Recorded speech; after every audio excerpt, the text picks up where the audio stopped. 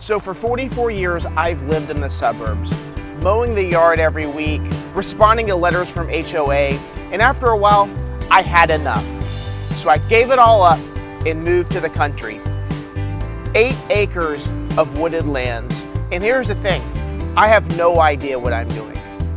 No idea. But now I have no choice. I have to learn what it's like to live in the country.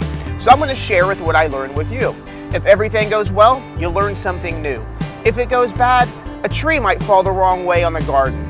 Either way, it's great for views. And speaking of views, don't forget to subscribe below and follow me on Accidentally Country.